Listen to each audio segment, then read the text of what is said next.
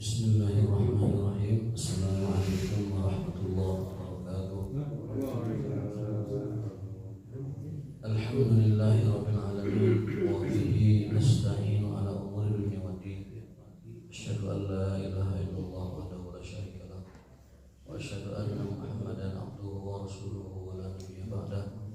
Allahumma shalli ala sayyidina Muhammadin wa ala alihi wa sahbihi wa man sara ala nahjihi ila yaumil. Allahumma la ilma lana illa ma 'allamtana wa 'allimna ma yanfa'una wa zidna ilman.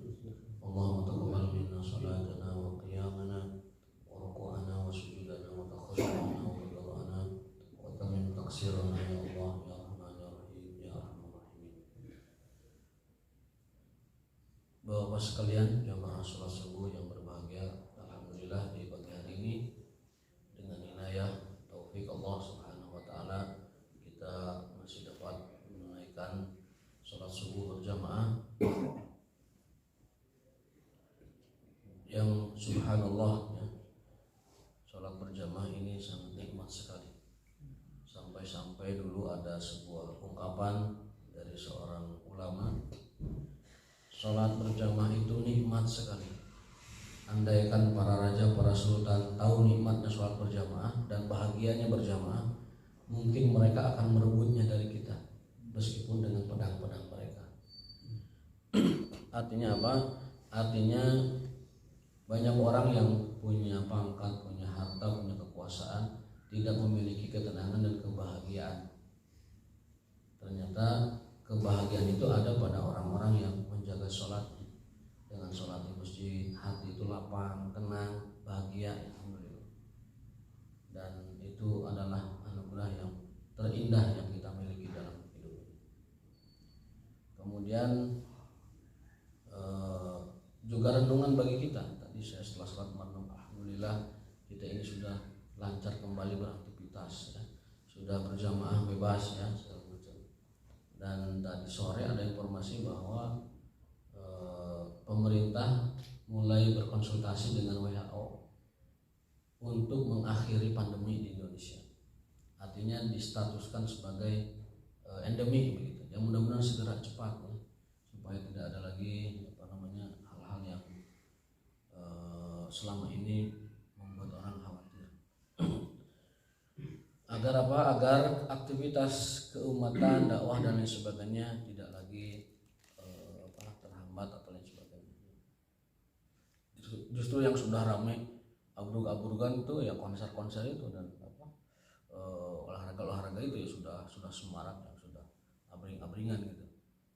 Ya, tablik akbar belum seramai itu, ya, belum seramai itu. Nah, ini mudah-mudahan segera sudah ditetapkan dan juga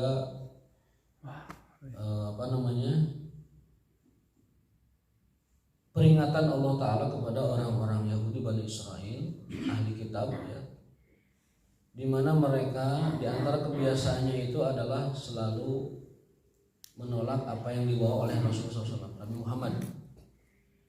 Suatu hari beberapa tokoh tetua Yahudi itu datang kepada Nabi Muhammad Sallallahu Alaihi Wasallam. Wahai Muhammad, kami akan beriman kepadamu asal kamu tahu 3 hal. Gitu ya. Nanti kami akan beriman. Apa itu wahai para tetua, para sesepuh ya, Yahudi ya? Kalau kamu tahu bisa menjelaskan kepada kami siapa itu Zulkarnain, siapa itu Ashabul Kahfi, siapa itu satu lagi yang di surat Al-Kahfi itu Zulkarnain, Ashabul Kahfi, tentang Khadir, Musa dan Khadir. Kami akan beriman kepadamu. Kalau kamu beritahu, kamu bisa ceritakan tentang kisah itu, kami akan beriman. Berarti kamu memang benar-benar nabi. Karena tidak akan ada yang tahu tentang 3 kisah ini kecuali Nabi. Akhirnya Nabi Muhammad SAW menjelaskan itu keesokan harinya.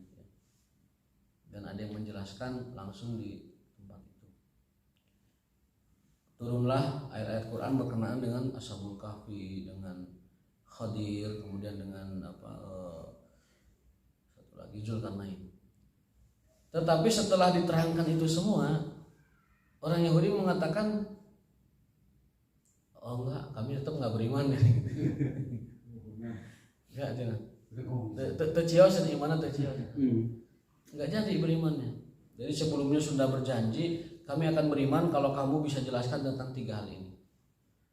Tapi setelah dijelaskan, malah tetap tidak beriman. Alasannya adalah karena engkau orang Arab dan kami ini adalah orang Ibrani, di mana kami tidak pernah mengharapkan Nabi itu keluar dari bangsa Arab. Kami inginnya Nabi keluar dari bangsa Ibrani, keturunan Ishak bin Ibrahim alaihissalam. Sementara Anda keturunan Ismail bin Ibrahim alaihissalam. Bapaknya sama Ibrahim, kakeknya sama ya, tetapi beda ayah. Ibunya yang berbeda. Ibunya Hajar itu berbeda dengan Sarah. Kalau Sarah itu bangsawan, kalau Hajar itu ya manusia biasa seperti kita. Nah, orang Yahudi tidak mau yang seperti itu. Bahkan Yahudi itu sekarang tidak pernah membanggakan mengakui umat Nabi Musa. Mereka ingin itu disebut umat Nabi Daud. Umat Nabi Daud, umat Nabi Sulaiman. Sehingga yang mereka jagokan selama ini tuh kalau sampai sekarang bahkan itu adalah Raja Sulaiman dan Raja Daud, King David dan King Solomon. Sejarahnya pun mereka cari-cari, mereka korek-korek, ada Haikal Sulaiman, ada bintang David dan sebagainya. Mereka terus banggakan. Kebanggaan mereka itu Raja Daud, Raja Sulaiman karena raja dan kaya. Nabi Musa seperti orang biasa, setelah keluar dari istana orang biasa seperti kita. Makanya tidak mereka banggakan. Jadi kalau ditanya Nabi mereka siapa, mereka jawabnya Daud dan Sulaiman. Nabi Musa itu tekaangkan Pak. Tadi angkan ke orang Bani Israel karena seperti kita orang biasa yang tidak berharta dan bukan juga seorang raja. Ayatnya adalah wa a'udzubillahi minasyaitonirrajim wa idza qila lahum aminu bima anzalallah. Apabila mereka dikatakan ya, kepada mereka aminu bima anzalallah, berimanlah kepada Quran. Bima anzalallah itu adalah Quran. Jadi kalau mereka diperintahkan beriman kepada Allah, berarti ini konteksnya Yahudi Madinah ya. Nabi SAW diperintah oleh Allah Ta'ala agar orang beriman itu Yahudi itu beriman. Wahai Muhammad, katakan kepada Yahudi agar mereka beriman. Nabi Muhammad katakan kepada mereka ya, aminu bima anzalallah, berimanlah kalian kepada apa yang Allah turunkan kepada saya, yaitu Al-Quran. Lantas mereka mengatakan qalu nu'minu bima unzila alaina. Oh enggak, kami hanya percaya kepada apa yang diturunkan kepada kami, Taurat. Jadi disuruh beriman kepada Quran, mereka nolak, kami hanya beriman kepada Taurat. Wa yakfuruna bima wara'ahu, dan tidak mau beriman atau mengkufuri, menolak seluruh apapun yang diturunkan setelah Taurat. Berarti mereka menolak Injil, mereka menolak Quran sekaligus. Padahal harusnya umat Yahudi itu ketika Isa diutus membawa Injil, harusnya orang Yahudi itu beriman kepada Nabi Isa. Nanti orang-orang yang telah beriman kepada Nabi Isa, gabungan Yahudi dan Nasrani itu, nanti ketika Nabi Muhammad turun atau lahir, maksudnya diangkat jadi Rasul, maka umat Nasrani dan Yahudi yang gabungan tadi dalam syariat Isa itu beriman kepada Nabi Muhammad SAW. Begitu urutannya, begitu syariatnya demikian. Tetapi mereka ketika dikatakan berimanlah kepada Quran, mereka menolak. Kami tidak mau beriman kepada Al-Quran. Kami tidak menerima Quran, tidak menerima apapun, dan kami hanya menerima Taurat, tidak mau menerima yang lain. Injil dan Quran kami tidak terima. Padahal Allah katakan wa huwal haq musaddiqul lima ma'ahu. Padahal Quran itu adalah pembenar, membenarkan dari apa yang ada pada Injil, membenarkan apa yang ada pada Taurat, dan juga musaddiqul lima ma'ahu, juga meneguhkan kembali kebenaran syariat-syariat terdahulu. Artinya Quran itu tidak jauh beda dengan kitab sebelumnya. Hanya saja dalam syariatnya berbeda, tetapi dalam risalah, dalam tauhid, dalam akidah itu sama. Menyeru kepada tauhid, kepada iman kepada Allah, iman kepada hari akhir dan lain-lain sebagainya. Jadi Al-Quran itu hanya sebagai pembenar, sebagai peneguh kembali, pengokoh kembali atas apa yang ada dalam isi Taurat dan Injil, membenarkan kembali. Artinya risalah itu sama, tauhid itu sama, risalah itu sama, akidah itu sama. Hanya saja syariat tiap umat itu berbeda-beda. Ya. Contoh puasa saja, misalkan puasa zamannya Nabi sebelumnya beda dengan Nabi kita. Pernikahan saja, ya, pernikahan itu di zaman sebelumnya itu dipersilahkan lebih dari 4, ya. Tetapi zaman Nabi Muhammad dibatasi, tidak boleh lebih dari 4. Syariat sebelumnya sholat berbeda dengan sholatnya kita, tapi perintah sholatnya ada, hanya bentuk dan caranya berbeda. Hanya bentuk dan caranya berbeda. Bahkan ada sebuah riwayat mengatakan umat ada obrolan gitu di zaman Nabi Musa, nanti umat akhir zaman itu hanya 60 tahun. Nah, kata orang mereka itu, kalau cuma 60 tahun mas saya mah itu mah cuma untuk sujud saja. Gitu. Jadi pas Nabi Musa, di umat Nabi Musa itu bercakap-cakap begitu, nanti di akhir zaman itu umat Nabi terakhir itu 60 tahunan gitu. Akhirnya mereka mengatakan, aduh kalau 60 tahun mah cukup buat sujud saja. Sujud. Cukup buat sujud saja, buat sholat saja begitu. Nah, itu perbedaan syariat antara umat Nabi sebelumnya dan sebenarnya berbeda. Tetapi risalah tauhidnya, akidahnya, imannya itu tidak ada yang beda, sama. Nah, setelah dikatakan kepada mereka, wahai orang Yahudi, berimanlah kepada Quran, karena Quran itu adalah al-haqqu, kitab yang paling benar, dan musaddiq, pembenar dari kitab-kitab sebelumnya. Jadi Quran itu penghimpun kebenaran yang ada pada kitab-kitab sebelumnya dan juga penguat kebenaran yang ada dalam kitab sebelumnya. Artinya kita tidak perlu lagi membuka Taurat, tidak perlu lagi membuka Injil, karena seluruh kebenaran yang ada pada Taurat dan Injil ada dalam Quran. Makanya Nabi Muhammad SAW murka ketika Umar memegang lembaran suhufnya Musa, Taurat. Ada lembaran Taurat dia pegang, Nabi Muhammad ada di hadapannya marah kepada Umar. Wallahi laukana Musa hayyan, demi Allah wahai Umar, andaikan Musa hidup di hadapan kita sekarang ini, ma wasi'ahu illa an yattabi'ani, dia tidak punya kuasa apapun kecuali dia akan mengikuti syariatku. Jadi kalau ada Musa di hadapan kita, kata Nabi, ini pasti ikut saya seperti kalian ini, pasti ikut saya. Akhirnya Umar bin Khattab melepaskan peninggalan dari kitab Taurat itu. Jadi ini juga menegaskan bahwa kita tidak dianjurkan untuk mempelajari dan membaca apa-apa yang ada pada Injil atau pada Taurat. Karena apa? Karena seluruh kebenaran yang ada pada kitab itu sudah dirangkum oleh Quran. Dan sisanya yang ada pada kitab itu yang tidak dirangkum oleh Quran kebenarannya, berarti itu isinya tidak benar, tidak otentik, dan sudah campur tangan manusia. Jadi kalau ada kisah dalam Taurat, ada kisah dalam Injil, ada hukum dalam Taurat, ada hukum dalam Injil yang berbeda dengan Quran, berarti itu sudah dipalsukan oleh mereka. Karena Al-Quran sudah menghimpun kebenaran-kebenaran kitab sebelumnya, dan juga sudah mengokohkan, menguatkan kebenaran kitab-kitab sebelumnya. Tetapi bagi orang yang iqamatul hujjah, ingin menegakkan hujjah, argumen di hadapan ahli kitab, mengajak mereka kembali kepada kebenaran, boleh-boleh saja mempelajari Injil dan Taurat. Kalau memang untuk berdebat, berdiskusi, mengalahkan argumen mereka dengan nanti dibandingkan dengan Quran kebenarannya. Contoh yang dilakukan oleh Zakir Naik. Kemudian ada gurunya lagi lebih hebat lagi tuh, namanya Ahmad Didat, orang Cape Town, Afrika Selatan. Itu gurunya Zakir Naik, lebih hebat lagi, menguasai betul itu kristologi namanya itu ya, sehingga apapun yang dikatakan, diargumentasikan oleh orang-orang sana, orang-orang Nasrani, orang Kristen, itu dapat dibantah, dipatahkan oleh argumennya Pak Ahmad Didat ini, orang Afrika Selatan, dengan nanti akhirnya dibantah oleh Al-Quran. Itu luar biasa sekali kemampuan.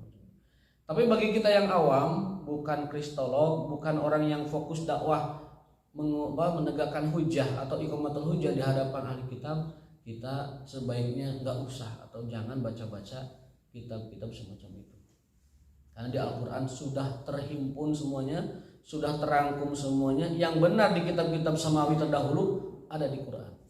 Kalau dalam kitab-kitab peninggalan samawi dulu ada yang berbeda dengan Quran, maka itu adalah sudah dicampur tangani oleh orang-orang, oleh manusia, oleh pemuka-pemuka kaumnya, para rahib, para ruhban, para rabi-rabi dan lain sebagainya.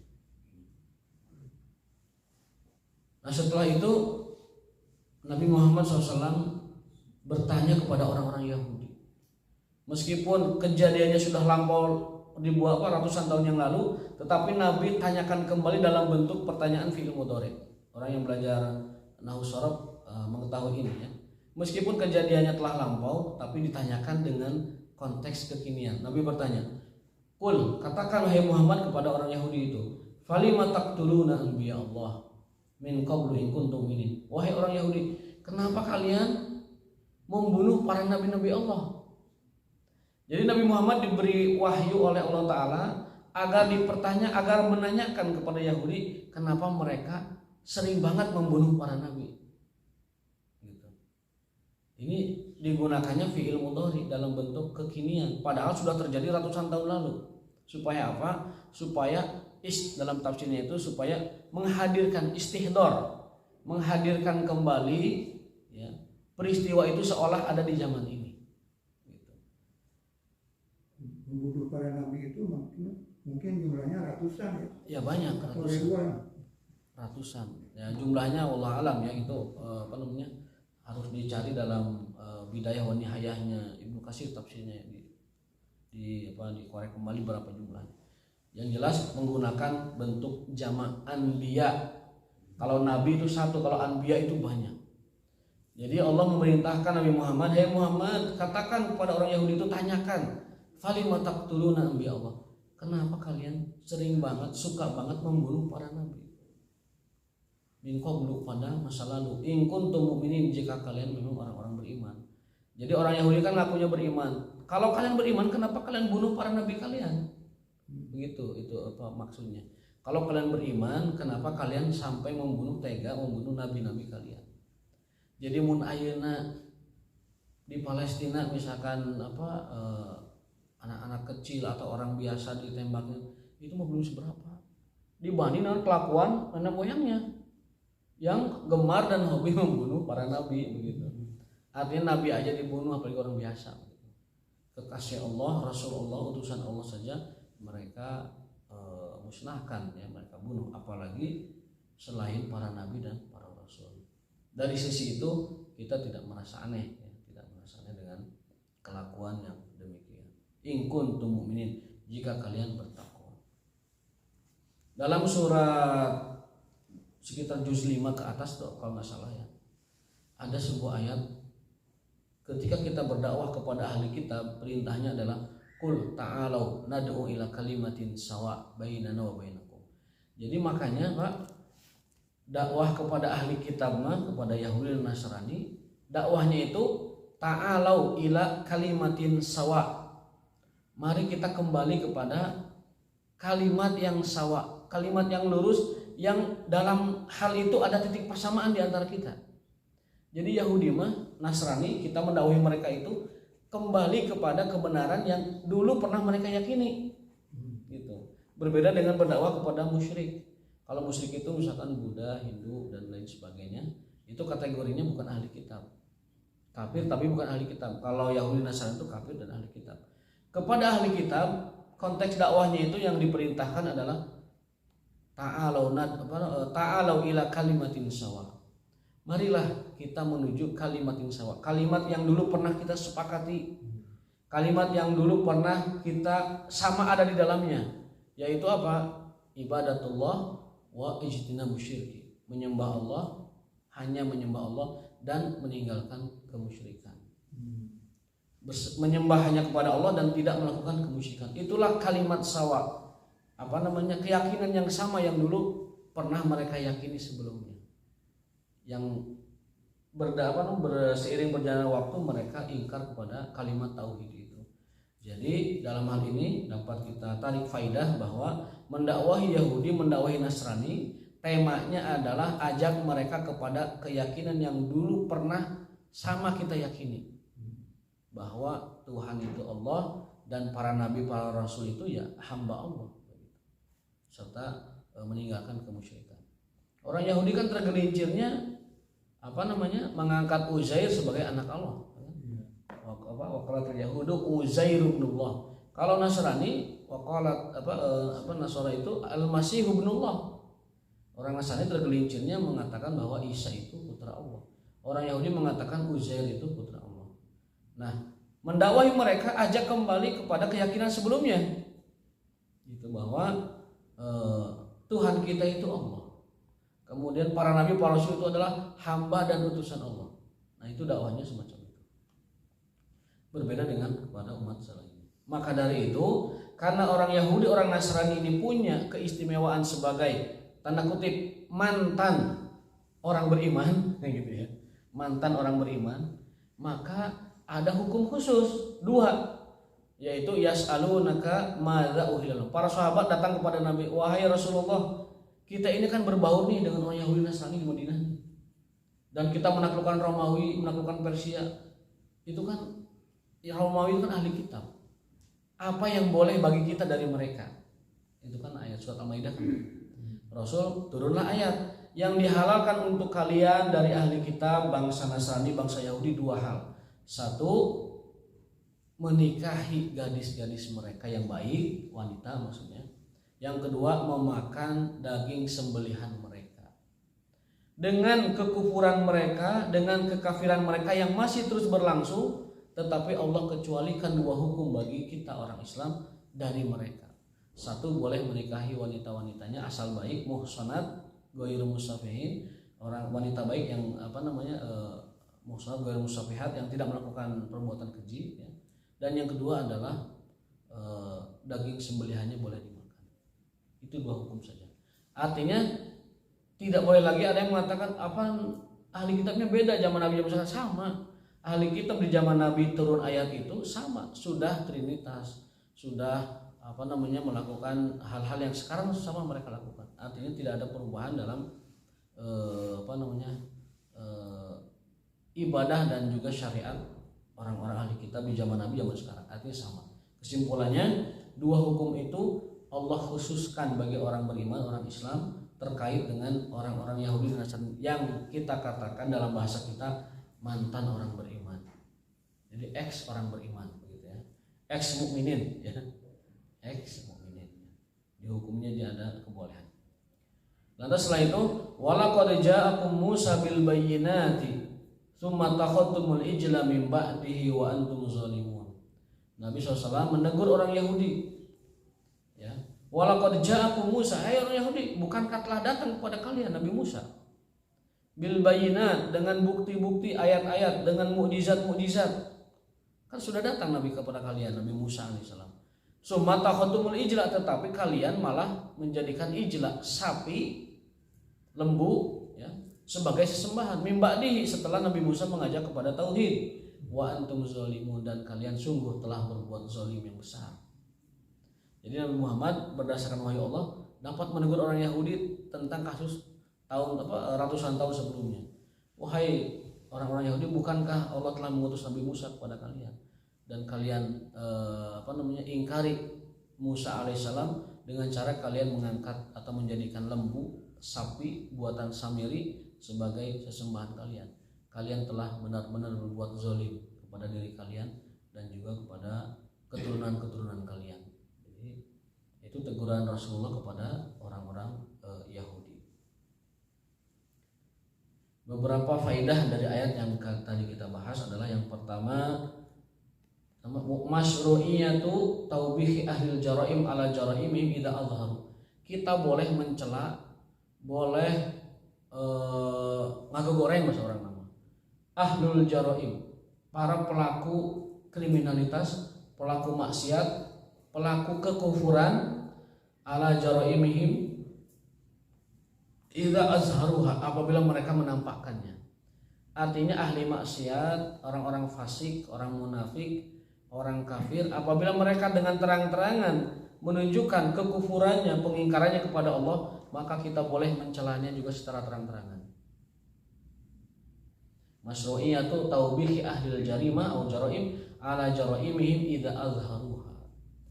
Ya, jadi kalau ada misalkan public figure atau selebriti yang memang dia secara terang-terangan melakukan kemungkaran, maksiat ataupun kefasikan, maka umat boleh menerangkan kefasikan dan kemungkarannya bahkan secara terang-terangan. Karena pelakunya juga terang-terangan.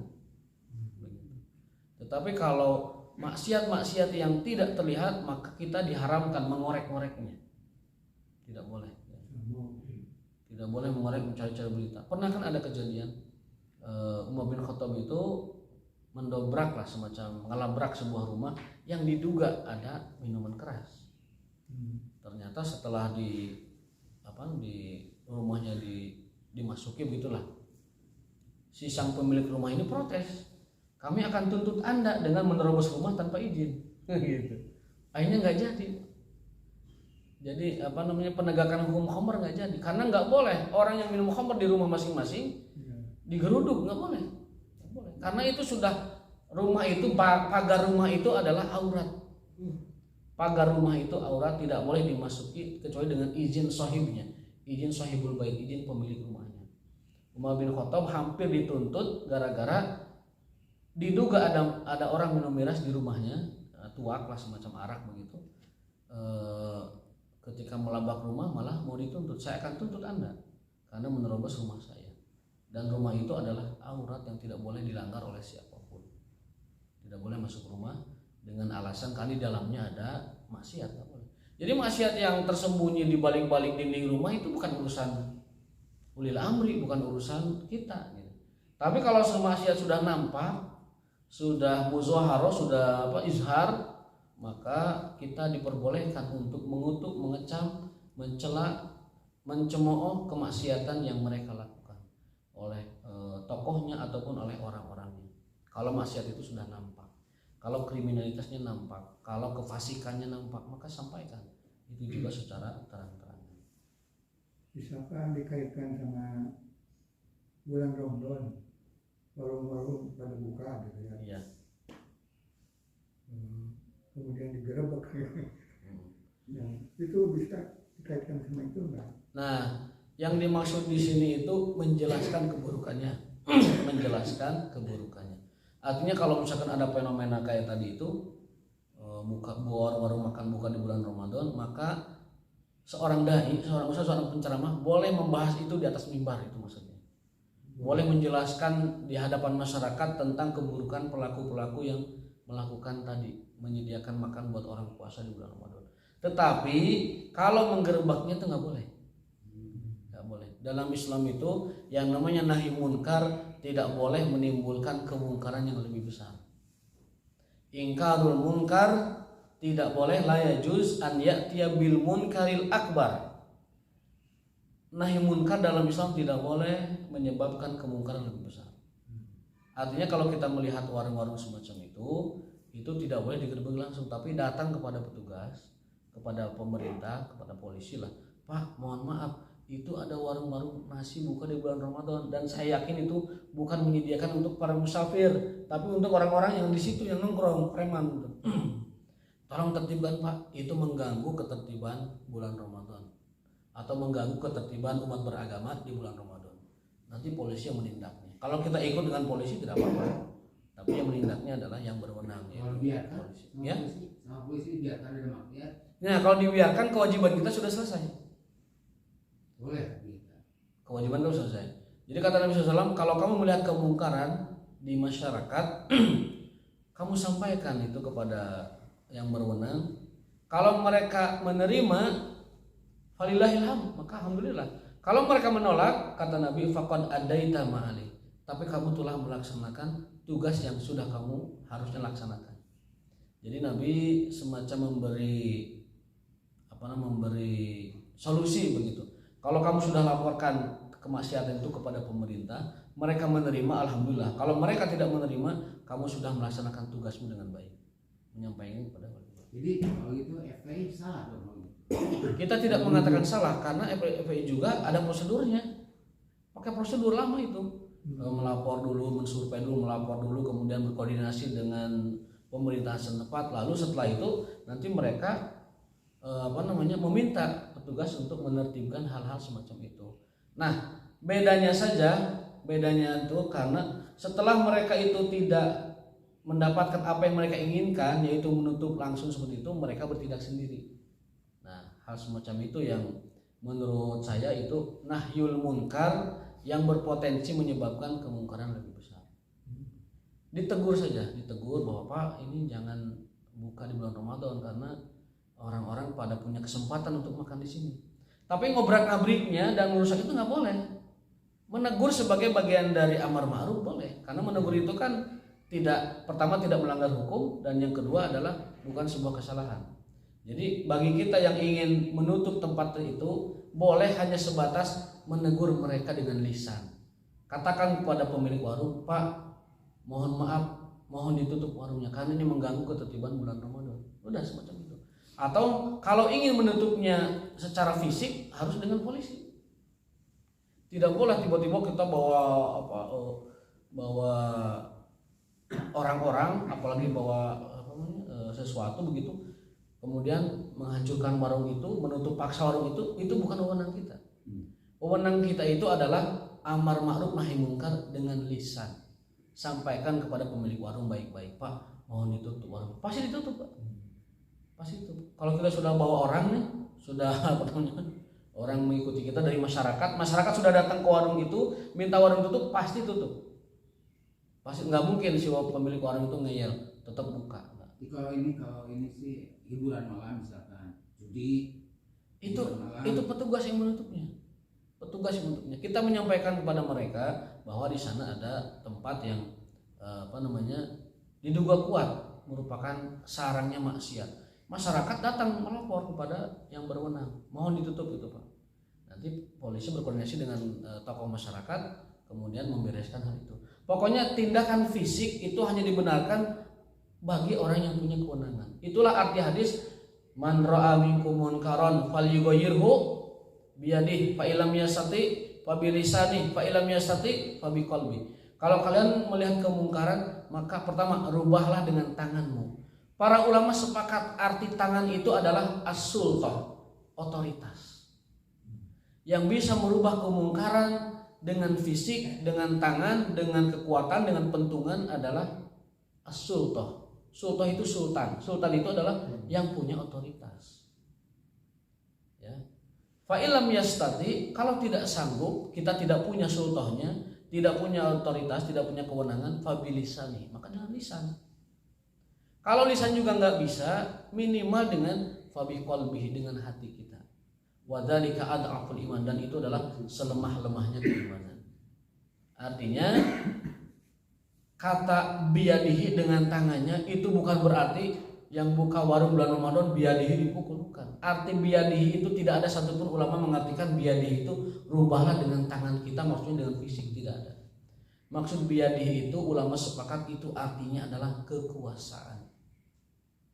Rubahlah dengan kekuasaan, dengan otoritasmu, dengan kewenanganmu. Kalau kita nggak punya kewenangan, sampaikan kepada orang yang punya kewenangan. Kalau kekuasaannya bekerja sama dengan yang maksiat itu gimana? Itu bukan urusan kita. Itu dosa mereka dengan Allah Ta'ala dan akan dihisab seberat-beratnya tentang sekongkol mereka dengan kemaksiatan. Bukan urusan kita. Kalau mereka sudah sekongkol, itu bukan urusan kita. Maksudnya dosa mereka dengan Allah Ta'ala. Kita mendorong habis-habisan supaya itu dibereskan. Jadi misalkan di sini ada tempat maksiat yang di backing oleh tugas misalkan, maka kewajiban kita adalah sekuat tenaga bagaimana itu ditutup, tetapi dengan minta itu ditutupnya oleh yang punya kekuasaan. Misalkan kita mendatangi kekuasaan yang lebih atas dari itu, mendatangi atasannya, mendatangi level yang di atasnya, dan itu biasa terjadi semacam itu.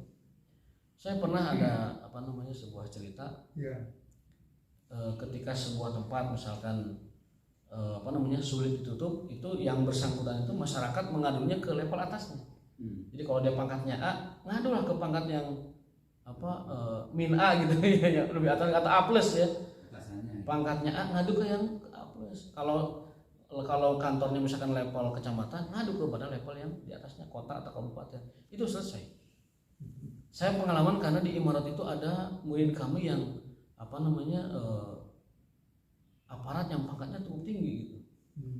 Jadi kalau ada apa-apa kita lapor ke dia aja, Pak ini ada ini, ya nanti Pak Ustadz kita koordinasi.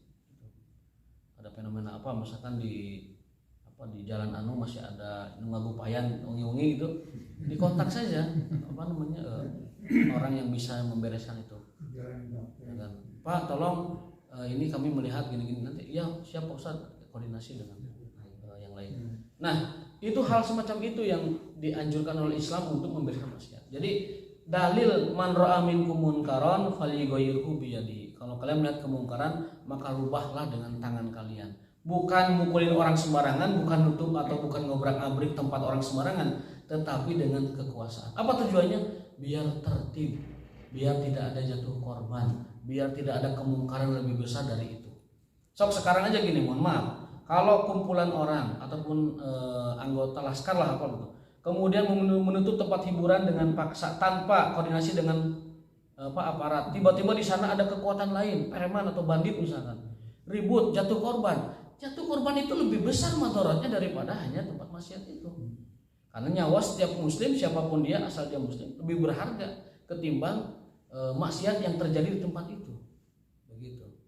Baik itu misalkan nyawa dari laskar itu sendiri kalau jatuh korban juga kalau misalkan dari pihak yang seberangnya. Maka dari itu yang namanya merubah kemungkaran dengan kuasa, dengan tangan, dengan power itu milik orang yang kita sebut dengan ulil amri, pemerintah, karena dapat menimbulkan ketidaktertiban atau instabilitas yang kemungkinan besar berpotensi kepada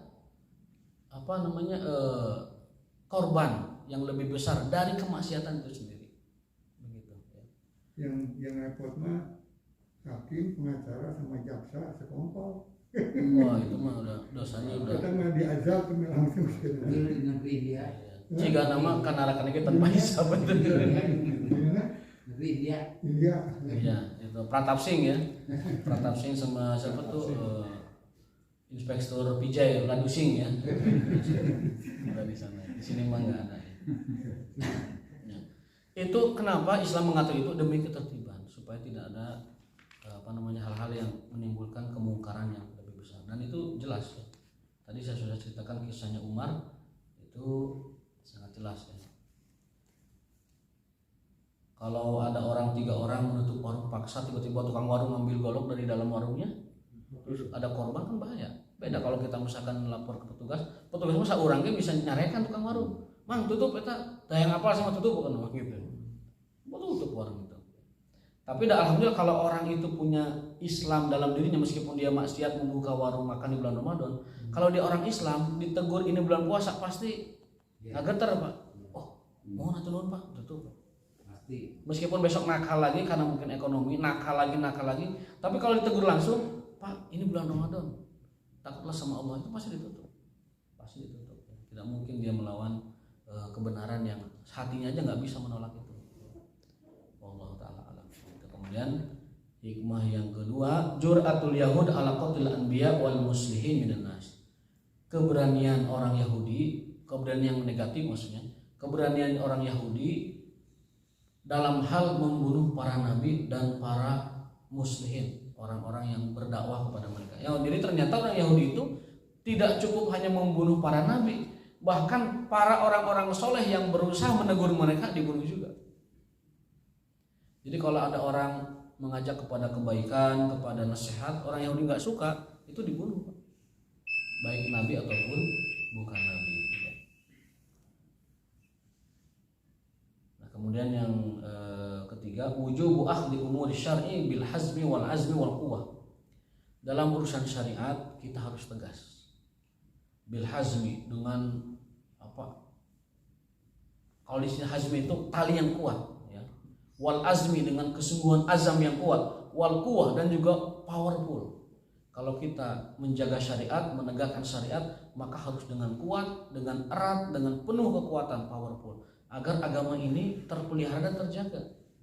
Harus tegas, harus berani. Tetapi tadi mengikuti bagaimana kaidah amar ma'ruf nahi munkar itu dalam Islam. Man ra'a minkum munkaran falyughayyirhu bi yadihi wa illam yastati fa bi qalbi fa bi lisani wa illam yastati fa bi qalbi. Ada buku khusus yang ditulis oleh Syekhul Islam Ibnu Taimiyah, judulnya itu Al-Hisbah. Itu lengkap dari A sampai Z bagaimana tata cara, adab, kaidah dan juga aturan-aturan dalam al-amru bil ma'ruf wan nahyu 'anil munkar. Di antaranya yang tadi saya sampaikan itu. Karena itu mata kuliah 1 semester saya di sana di Sudan. Al-Hisbah. Al-Hisbah itu adalah menegakkan amar ma'ruf dan nahi munkar. Ada kitabnya khusus namanya Al-Hisbah. Dan dulu kita dipelajari 1 semester kitab itu, ya. Sehingga mengenal betul ya bagaimana dalam Islam yang disebut dengan al-amru bil ma'ruf wal nahyi minkum. Terima kasih atas perhatiannya. Insyaallah kalau ada pertanyaan di kesempatan lain. Subhanakallahumma wa bihamdika asyhadu an la ilaha illa anta astaghfiruka wa atubu ilaik. Wassalamualaikum warahmatullahi wabarakatuh. Waalaikumsalam.